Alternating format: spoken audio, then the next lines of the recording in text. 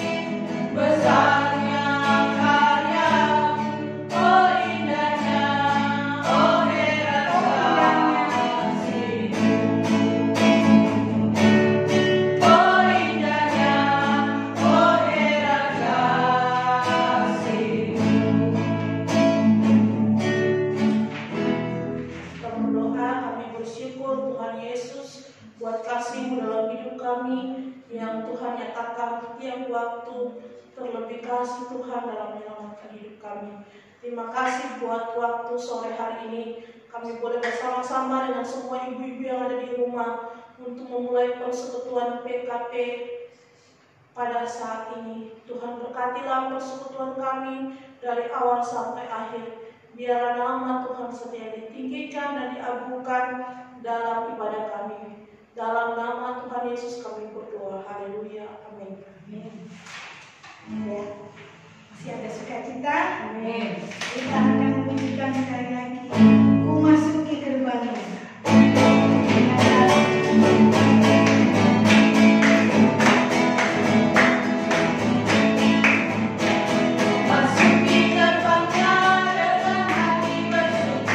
Halamannya dengan pujian, dalam hari ini hari Paku.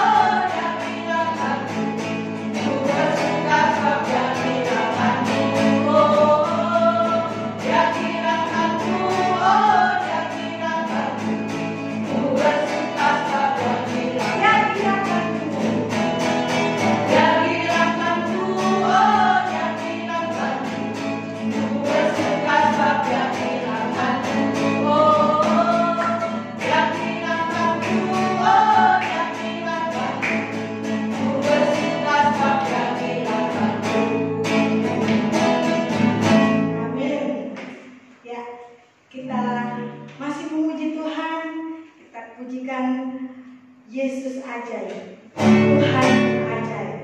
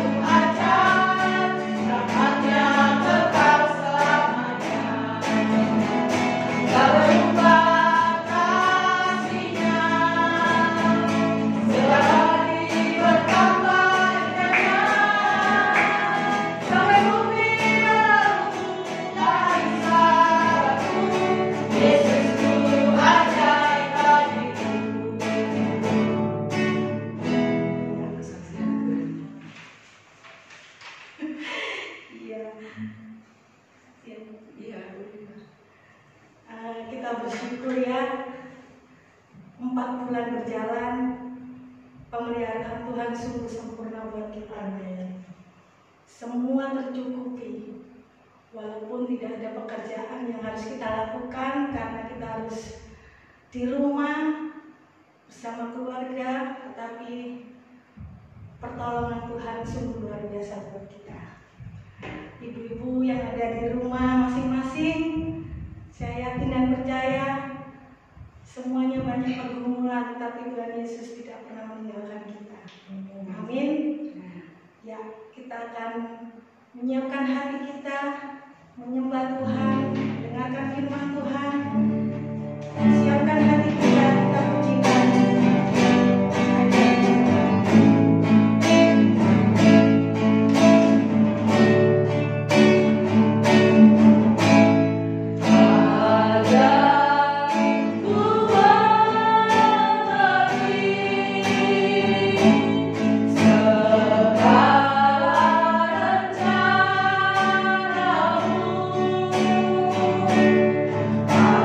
Ajaib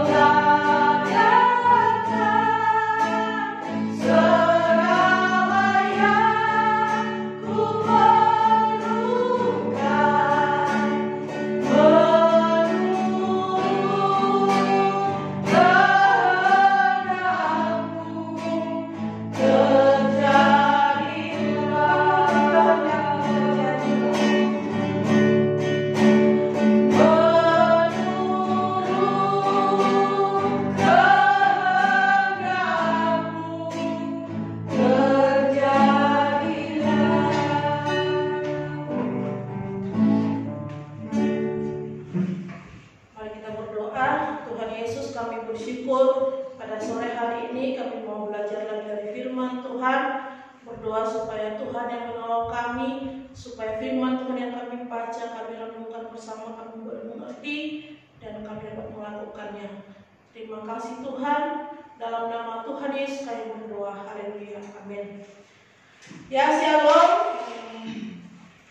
Ibu-ibu yang diberkati Tuhan, di zaman yang modern ini kebanyakan orang tidak lagi menganggap bahwa tidak memiliki anak atau anak laki-laki atau perempuan.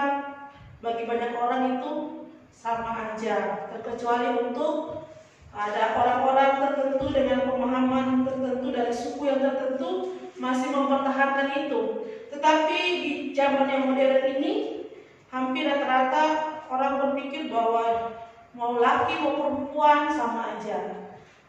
Tapi beda juga dengan pemahaman orang-orang Yahudi pada masa zaman dahulu. Seorang anak laki-laki itu harus dimiliki oleh pasangan suami dan istri. Oleh sebab itu mari kita membaca firman Tuhan dari 1 Samuel pasalnya yang ke-1 ayat 1 sampai ayatnya yang ke-18. 1 Samuel 1 ayat 1 sampai ayatnya yang ke-18 sampai ayatnya yang ke-20. 1 Samuel 1 ayat 1 sampai ayatnya yang ke-20. Saya akan baca ayat 1, ibu-ibu ayat 2 bergantian sampai ayatnya yang ke-20. Lahirnya Samuel. Ada seorang laki-laki dari Ramataim Sofim dari pegunungan Efraim, namanya Elkana bin Yeroham bin Elihu bin Tohu bin Suf, seorang Efraim. Orang ini mempunyai 2 istri, seorang bernama Hana dan yang lain bernama Penina. Penina mempunyai anak, tetapi Hana tidak. Orang itu dari tahun ke tahun pergi meninggalkan kotanya untuk sujud, menyembah dan mempersembahkan korban kepada Tuhan semesta alam di Silo. Di sana yang menjadi imam Tuhan ialah kedua anak Eli, Hofni dan Pinehas. Pada hari Elkana mempersembahkan korban, diberikannya kepada Penina istrinya dan kepada semua anaknya yang laki-laki dan perempuan masing-masing sebagian. Meskipun ia mengasihi Hana, ia memberikan kepada Hana hanya 1 bagian, sebab Tuhan telah menutup kandungannya. Tetapi majunya selalu menyakiti hatinya supaya dia gusar, karena Tuhan telah menutup kandungannya. Demikianlah terjadi dari tahun ke tahun. Setiap kali Hana pergi ke rumah Tuhan, Penina menyakiti hati Hana sehingga ia menangis dan tidak mau makan. Lalu Elkana suaminya berkata kepadanya, Hana, mengapa kau menangis dan mengapa kau tidak mau makan? Mengapa hatimu sedih? Bukankah aku lebih berharga bagimu daripada 10 anak laki-laki? Pada suatu kali setelah mereka habis makan dan minum di Silo, berdirilah Hana, sedang Imam Eli duduk di kursi dekat tiang pintu bait suci Tuhan. Dan dengan hati berdiri ia berdoa kepada Tuhan sambil menangis terseduh-seduh. Kemudian bernasarlah ia, katanya, Tuhan semesta alam, jika sungguh-sungguh Engkau memperhatikan sengsara hamba-Mu ini dan mengingat kepadaku dan tidak melupakan hamba-Mu ini, tetapi memberikan kepada hamba-Mu ini seorang anak laki-laki, maka aku akan memberikan dia kepada Tuhan untuk seumur hidupnya, dan pisau cukur tidak akan menyentuh kepalanya. Ketika perempuan itu terus-menerus berdoa di hadapan Tuhan, maka Eli mengamat-amati mulut perempuan itu. Dan karena Hana berkata-kata dalam hatinya, dan hanya bibirnya saja bergerak-gerak, tetapi suaranya tidak kedengaran, maka Eli menyangka perempuan itu mabuk.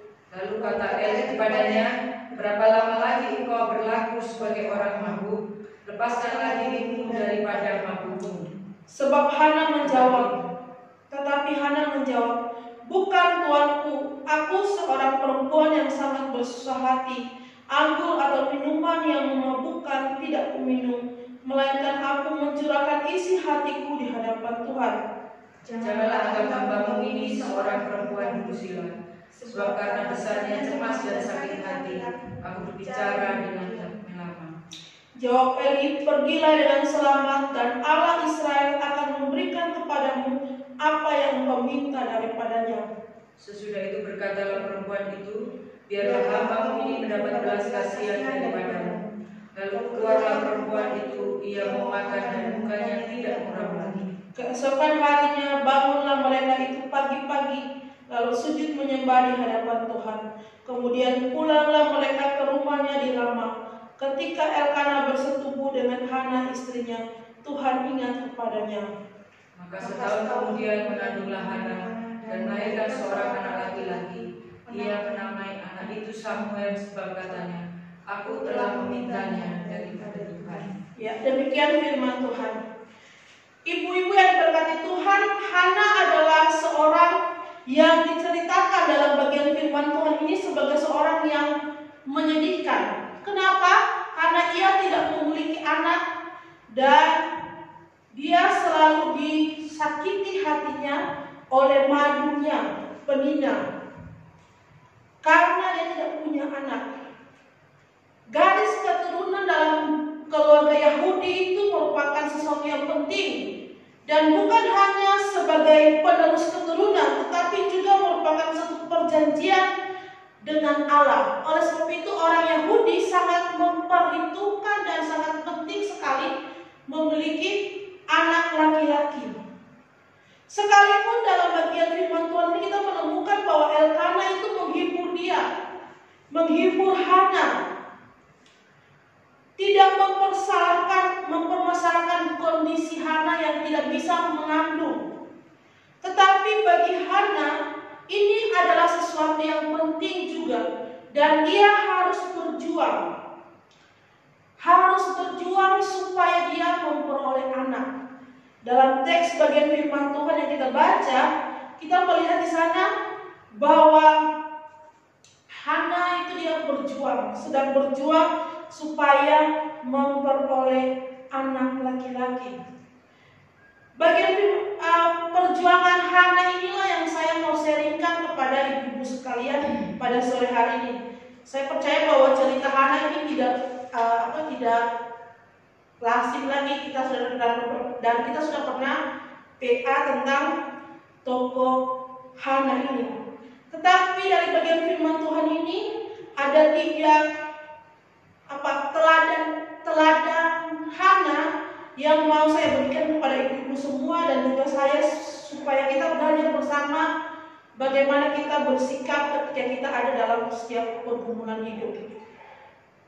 Teladan pertama yang saya bagikan kepada kita semua tentang seorang Hana adalah Hana itu seorang yang doanya itu sangat radikal. Jadi doanya itu sangat radikal. Kenapa? Karena kita melihat dalam bagian ayat 10 itu, di situ dikatakan Hana itu berdoa dengan hati pedih dan terseduh-seduh. Kemudian ayat 11 dikatakan dia bernasar. Juga dikatakan bahwa Tuhan semesta alam, dia berdoa kepada Tuhan semesta alam. Ayat 13 di sana dikatakan ketika dia berdoa, Eli mengira bahwa Hana itu mabuk. Ayat 19, ketika dia berdoa dan dia pulang, ketika dia bersetubuh dengan Elkana, maka Tuhan ingat kepadanya. Ayat 20, setahun kemudian Hana ini dia mengandung. Ibu-ibu yang diberkati Tuhan, pelajaran dari Hana yang berdoa ini yang saya mau sharingkan kepada kita pada sore hari ini, bahwa Hana itu ketika dia disakiti hatinya oleh penina, dia tidak menyimpan dendam kepada penina. Kenapa saya bisa bilang demikian? Karena yang dilakukan dia adalah dia berdoa kepada Tuhan. Bagaimana cara dia berdoa? Kondisi dia saat itu dia berdoa kepada Tuhan dan dia tidak menyimpan dendam kepada Penina. Kenapa? Karena kalau kita baca dalam Yeremia 52 ayatnya yang ke-59 ayat itu katakan bahwa tetapi yang merupakan pemisah antara kamu dan Allahmu ialah segala kejahatanmu, dan yang membuat ia menyembunyikan diri terhadap kamu sehingga ia tidak mendengar ialah segala dosamu. Yesaya 29 ayat 2. Jadi Hana ini tidak menyimpan dendam kepada Penina. Kenapa? Kalau dia menyimpan dendam, otomatis Tuhan itu tidak menjawab doanya Hana. Tetapi kalau kita baca bagian firman Tuhan ini, Tuhan menjawab doa Hana. Jadi ibu-ibu yang berkati Tuhan, kita mau belajar di sini bahwa apapun pergumulan yang kita hadapi, fokus kita itu bukan kepada manusia yang menyakiti kita, kepada orang yang membuat kita seperti ini, menderita dan sebagainya. Tapi fokus kita itu adalah kepada Tuhan. Karena bagi Hana, Tuhan satu-satunya yang bisa menjawab doa Hana. Tuhan satu-satunya yang dapat menolong Hana. Tuhan satu-satunya yang dapat membuat Hana mendapatkan apa yang dia perlukan saat itu. Dia tidak memikirkan Penina dengan, memang secara manusia dia sakit hati, tetapi dia hatinya disakiti. Tetapi itu bukan membuat dia menjadi seorang yang pendendam, tetapi dia mengampuni, dan bukti dari dia mengampuni bahwa Tuhan mendengar doanya Hana. Ini yang mau saya bagikan kepada kita ibu-ibu sekalian, bahwa kita belajar supaya kita juga mau tidak mempersalahkan orang lain dan tidak berdendam atas apa yang kita alami. Tetapi sebaliknya fokus kita hanya kepada Tuhan. Karena hanya Tuhan saja yang sanggup menolong kita. Tuhan Yesus berkata, marilah kepadaku semua yang letih lesu dan berbeban berat, aku akan memberikan kelegaan kepadamu. Oleh sebab itu jangan kita memandang kepada orang di luar, tapi pandangan Tuhan atas apa yang kita alami. Ini yang bagian pertama yang saya belajar dari Hana. Bagian kedua yang saya belajar dari Hana yaitu tentang imannya Hana. Hana ini seorang yang beriman. Imannya Hana itu diwariskan kepada Samuel, dan Samuel itu menjadi salah satu pahlawan iman. Dan kita selalu sampai sekarang Samuel itu menjadi tokoh yang difavoritkan dalam Alkitab karena imannya.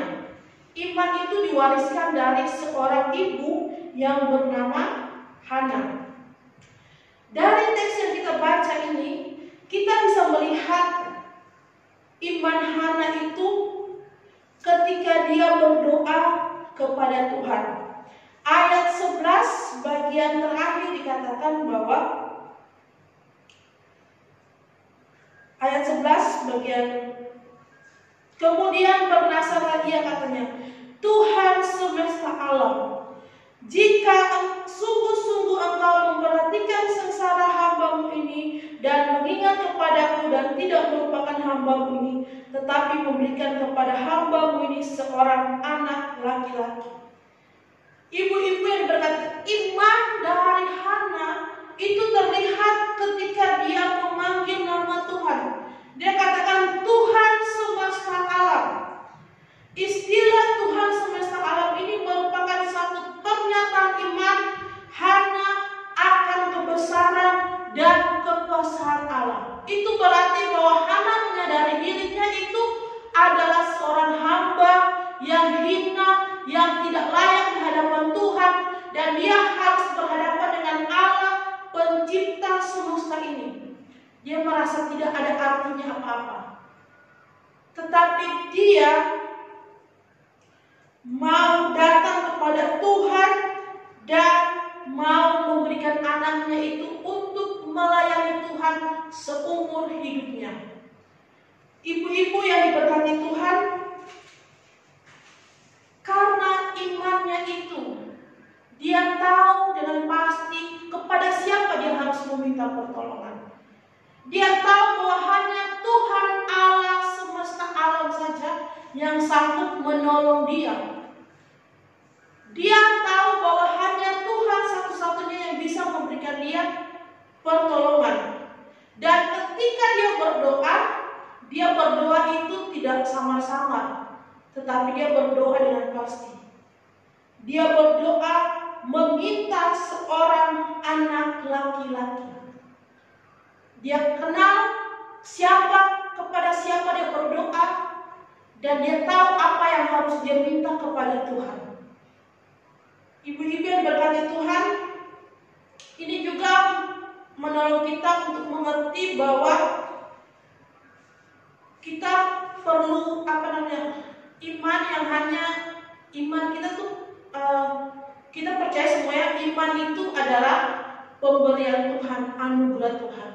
Dan iman yang ada dalam diri kita ini harus kita nyatakan dalam perbuatan kita. Kita tidak ragu kepada Tuhan. Kita meminta sesuatu karena kita membutuhkan itu di hadapan Tuhan. Maka Tuhan pasti akan menjawab doa kita. Imannya Hana ini yang kita belajar dari sini. Dengan iman yang Tuhan anugerahkan kepada kita, harusnya kita juga tidak malu untuk datang kepada Tuhan. Hana ini dia tahu siapa dirinya, tetapi dengan iman yang dianugerahkan, dia berani datang menghadap hadirat Tuhan untuk meminta anak laki-laki. Ibu-ibu yang diberkati Tuhan, kita semua memiliki iman. Ketika kita semua percaya sama Tuhan Yesus, Roh Kudus ada di hati kita, iman itu diberikan juga kepada kita, maka kita juga punya keberanian untuk datang kepada Tuhan, meminta apa yang perlu kita minta sama Tuhan. Percaya bahwa Tuhan sanggup menolong kita. Tidak peduli situasi sekitar kita, tapi kita fokus kita minta pertolongan kepada Tuhan, beriman kepada Tuhan, percaya kepada Tuhan, tidak ragu-ragu akan Tuhan. Sekalipun kondisi tidak memungkinkan, tetapi bagaimana kita terus mempertahankan iman kita. Ini juga yang saya belajar dari tokoh Hana. Yang pertama doanya, yang kedua imannya, dan yang ketiga yang saya mau bagikan kepada ibu-ibu semua adalah tentang pengabdian Hana. Hana ini kalau kita baca itu, dia mengabdinya itu sungguh-sungguh. Kenapa saya bisa katakan demikian? Karena ketika dia bilang kepada Tuhan, saya akan memberikan anak saya. Ketika Tuhan sudah memberikan anak itu, dia menyapi anak itu, yang menyapi Samuel hidup dengan dia itu tidak dalam waktu yang panjang, hanya beberapa tahun. Kalau saya baca-baca itu diperkirakan sekitar 2-3 tahun itu Samuel hidup bersama dengan Hana. Sudah berdoa minta lama, tetapi akhirnya dia hanya tinggal beberapa tahun, dan selanjutnya sisa umur Samuel dia ada di bait suci. Ibu-ibu yang diberkati Tuhan, ini bukan sesuatu yang mudah bagi seorang ibu yang sudah berdoa lama, lalu dia harus memberikan anaknya kepada Tuhan. Bukan hanya tumbuh besar dulu berikan tidak, tapi sejak dia kecil diasuh oleh Imam Eli di bait Allah. Pengabdian Hana di sini yang kita mau belajar bahwa Hana komitmen dengan nasarnya, dan dia melakukan nasar itu sampai akhir hidupnya. Pengabdian Hana kepada Tuhan itu bukan hanya sebatas ini saya persembahkan kepada Tuhan tanpa ada pergumulan-pergumulan yang lain. Kalau saya baca-baca dalam kondisi Israel saat itu, kita melihat bersama bahwa waktu itu anak-anak Imam Eli, Hofni dan Pinehas itu yang menjadi imam Tuhan di bait suci. Seperti kita ketahui bersama bahwa Hofni dan Pinehas ini bukan orang yang baik. Bukan orang yang baik karena apa? Mereka pun mengambil persembahan-persembahan untuk dimakan. Belum lagi kalau dalam buku saja itu ternyata mereka tidur dengan penyanyi-penyanyi di bait suci dan sebagainya. Jadi kebobrokan di bait suci itu pada saat itu tuh luar biasa. Dan Imam Eli sendiri tidak bisa untuk mengarahkan atau memberhentikan anak-anaknya itu dari jabatan mereka sebagai imam. Tetapi Hana harus menyerahkan Samuel hidup di bait Allah bersama orang-orang ini. Apa yang kita pikirkan? Bisa nggak Imam Eli ini mengasuh dengan baik Samuel pada saat itu? Atau jangan-jangan Samuel itu ikut-ikutan apa yang dilakukan oleh Hofni dan Pinehas? Sebagai seorang ibu pasti saya memikirkan itu. Kemungkinan itu bisa saja terjadi. Dan bisa saja Hana tidak menyerahkan Samuel ke bait suci dengan alasan yang demikian. Tetapi kembali lagi kita melihat imannya Hana. Dia sudah berjanji dia harus memberikan dan diberikan. Semuanya itu kepada Tuhan. Terserah Tuhan. Apa yang Tuhan lakukan kepada Samuel. Itu dalam ayatnya yang ke-28. Maka aku pun menyerahkan kepada Tuhan seumur hidup. Terserah ia kiranya kepada Tuhan. Terserah Tuhan mau lakukan apa kepada Samuel. Sekalipun dia harus tinggal dalam lingkungan yang bobrok kerohaniannya saat itu, tetapi bagi Hana imannya katakan terserah Tuhan. Inilah pengabdian seorang Hana untuk Tuhan, karena janjinya di hadapan Tuhan, karena imannya kepada Tuhan. Tetapi terlebih dari bagian ini yang saya mau sampaikan kepada kita, bahwa ketika Hana meminta kepada Tuhan bukan untuk dirinya sendiri, tetapi untuk kemuliaan bagi nama Tuhan. Ini juga yang mau saya bagikan kepada kita, sharingkan kepada kita, bahwa pengabdian kita kepada Tuhan itu harus dinyatakan dengan tindakan yang jelas. Jangan sampai kita suka mencari-cari alasan supaya kita tidak melakukan pengabdian kita kepada Tuhan. Ada cerita yang saya sering dengar sudah lama, dan orang selalu bilang kayak gini, kalau belum kerja berdoa supaya dapat kerja. Kalau saya dapat kerja, saya akan memberikan gaji saya sekian persen untuk pekerjaan Tuhan. Berdoa sampai akhirnya Tuhan menjawab doa. Ketika Tuhan sudah menjawab doa, ternyata tidak cukup gajinya. Jadi bilang, Tuhan, tidak cukup gaji saya berdoa supaya saya naik gaji.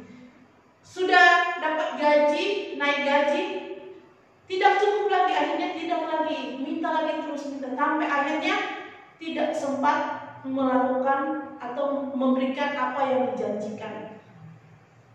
Sampai akhirnya meninggal tidak sempat. Apa yang kita belajar dari pengabdian seorang Hana, bahwa apa yang bisa dilakukan sekarang dilakukan. Hana itu tidak menunggu nanti tunggu Samuel udah 25 tahun, 30 tahun baru serahkan kepada Tuhan.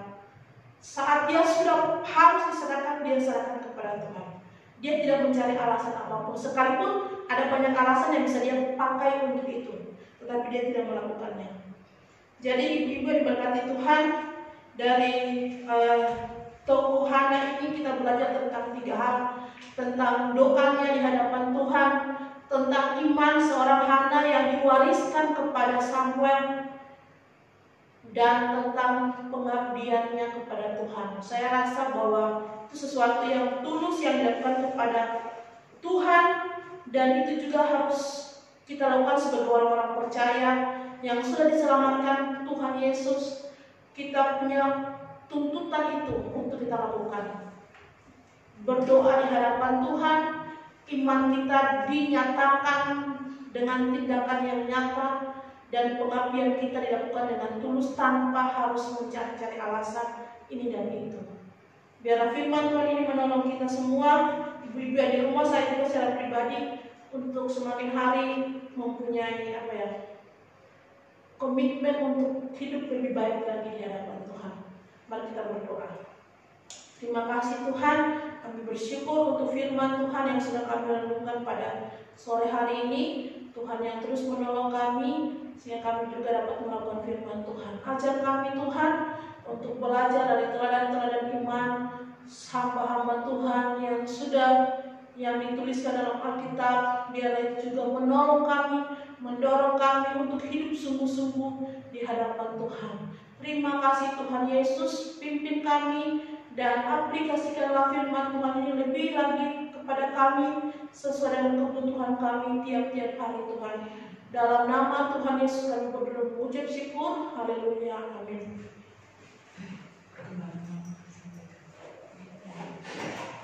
Ya, ibu-ibu, terima kasih untuk dukungan doa kepada mama saya.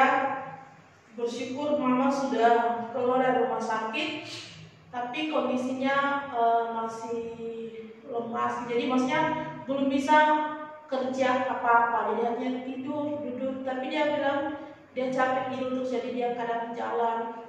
Cuman itulah masih lemas dan masih harus tes darah. Cuma karena di rumah sakit itu ada banyak pasien COVID, jadi akhirnya tes darahnya itu di laboratorium, tapi belum tes kayaknya. Kalau hari Jumat Sabtu itu libur, jadi mungkin hari Senin baru tes darah. Jadi berdoa supaya Tuhan terus pulihkan tenaganya, karena tenaganya itu kayaknya yang habis gitu. Dan itu berdoa supaya dia juga terus mengampuni gitu. Dan kemarin salah satu alasan saya pikir kenapa mau sakit itu karena dia tidak bisa mengampuni.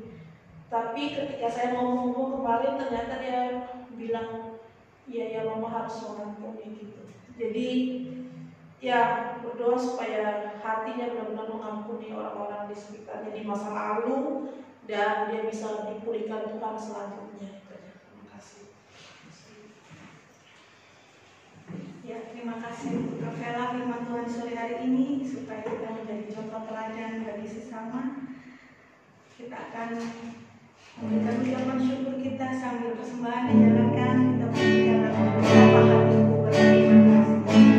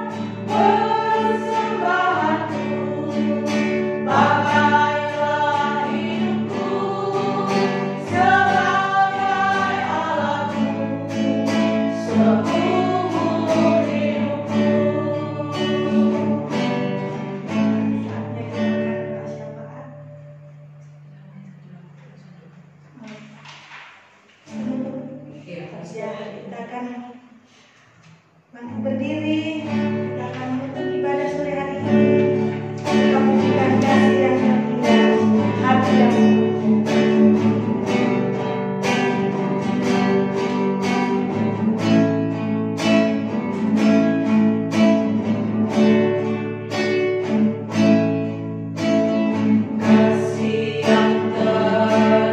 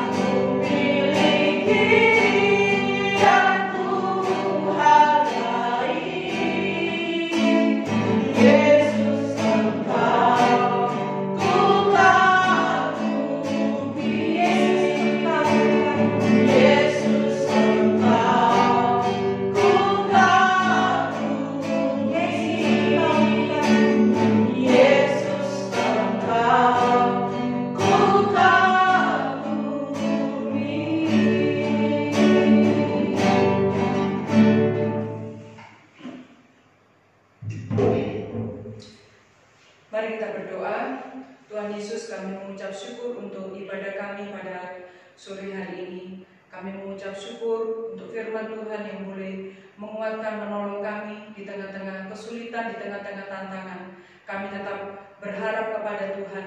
Walaupun sekitar kami tidak memungkinkan untuk kami berharap, mampukan kami terus berharap, beriman teguh, setia berdoa kepada Tuhan. Karena kami tahu Tuhan pasti akan mengingat segala pergumulan kami. Engkau akan menolong kami tepat pada waktu Tuhan. Berkati hamba-Mu, Saudara Vela yang sudah menjadi saluran berkat bagi kami. Kami mengucap syukur untuk doa yang sudah Tuhan jawab, sehingga minggu lalu bahkan beberapa hari ini Tuhan sudah memulihkan Ibu De Vretes, sehingga tetap dalam proses pemulihan kami menyerahkan ke dalam tangan Tuhan, supaya Mama Vela, yaitu Ibu De Vretes, boleh sehat kembali, melakukan aktivitas, melayani Tuhan, dan seperti kerinduan pergumulan dari keluarga, supaya Ibu De Vretes dipulihkan oleh Tuhan, hatinya dikuasai oleh Roh Kudus dan firman Tuhan, sehingga semua beban, sakit hati, kebencian yang ada dalam hati yang selama ini disimpan dan tidak disadari atau disadari, semuanya boleh dilepaskan oleh Tuhan, sehingga Ibu De Vretes boleh sembuh secara fisik, terlebih secara rohani mengalami pemulihan dari Tuhan. Terima kasih Tuhan. Kami juga berdoa pada sore hari ini untuk semua ibu-ibu yang baik yang ada di Banyu Urip, di Kalongan, di GMI Antioquia ini Tuhan. Kami menyerahkan ke dalam tangan Tuhan. Engkau mengetahui segala pergumulan, mengetahui segala kesulitan kami, tapi kami bersyukur sampai hari ini Tuhan memeliharakan kami. Maka kami akan percaya pandemi COVID-19 yang Tuhan izinkan ini di lain sisi juga membawa kebaikan kepada kami, supaya kami terus mencari Tuhan, kami belajar terus mengandalkan Tuhan, karena Engkaulah satu-satunya sumber pengharapan dan pertolongan kami. Hamba berdoa berkati semua kaum ibu Tuhan, kaum perempuan, supaya iman bertumbuh di dalam pengenalan yang benar di dalam kondisi seperti ini. Makasih Tuhan, kami mengucap syukur juga untuk keluarga yang Tuhan anugerahkan, anak-anak juga yang Tuhan anugerahkan, memasuki tahun ajaran baru ini Tuhan. Walaupun informasi masih simpang siur tentang pendidikan, tetapi kami menyerahkan semua ke dalam tangan Tuhan. Peliharakanlah iman percaya anak-anak kami, peliharakan juga studi mereka. Kami menyerahkan masa depan mereka juga ke dalam tangan Makasih Tuhan. Kami juga berdoa untuk ibadah online tiap minggu yang masih menunggu untuk kami boleh beribadah bersama-sama di gedung gereja GMI Antioquia. Tuhan tolong berkati jemaat-Mu supaya dalam keterbatasan seperti ini pun semua jemaat-Mu boleh bertumbuh di dalam Tuhan. Engkau memberkati setiap tim pelayan yang dengan setia melayani lewat ibadah online tiap hari Minggu maupun juga di sekolah minggu, di PKP, ibadah raya. Tuhan juga menolong, Tuhan memberkati. Terima kasih Bapa di surga, kami memuji Engkau, kami memuliakan Engkau. Terima kasih juga untuk persembahan yang oleh karena anugerah Tuhan, Tuhan berikan kesempatan kepada kami untuk kami memberikannya. Tuhan juga memberkati persembahan kami. Dan akhirnya kami berdoa untuk Jawa Timur, untuk kota Surabaya, Gresik, Sidoarjo, bahkan seluruh Indonesia Tuhan. Kami berdoa memohon belas kasihan Tuhan. Biar Tuhan terus memberikan pemulihan bagi bangsa dan negara kami. Berikan bijaksana kepada pemerintah kami, khususnya di kota Surabaya, di dalam menanggulangi pandemi COVID-19 ini. Terima kasih Bapa di surga, dan kami juga sebagai orang-orang percaya, jadikan kami teladan di dalam ketaatan kami, melakukan segala protokol pemerintah yang ada untuk kebaikan diri kami maupun juga keluarga kami. Terima kasih Bapa di surga, terpuji termulia nama-Mu. Kami mengucap syukur sekali lagi untuk ibadah kami pada sore hari ini. Tuhan memberkati kami semua, dan siapkanlah kami terus untuk kami belajar firman Tuhan, bertumbuh di dalam pengenalan yang benar akan Tuhan. Dan di akhir ibadah ini Tuhan, biarlah Tuhan memberkati kami semua. Biarlah Tuhan, rahmat dan pengasihan dari Tuhan Yesus Kristus kiranya menolong hidup kami. Roh Kudus juga memberkati kami untuk kami terus mengingat firman Tuhan dan melakukan dalam hidup kami hari lepas hari. Di dalam nama Tuhan Yesus Kristus kami mengucap syukur dan kami berdoa. Amin. Bapa, terima kasih. Bapa, terima kasih. Bapa di dalam surga, ku berterima kasih. Amin. Amin. Tuhan Yesus memberkati kita semua.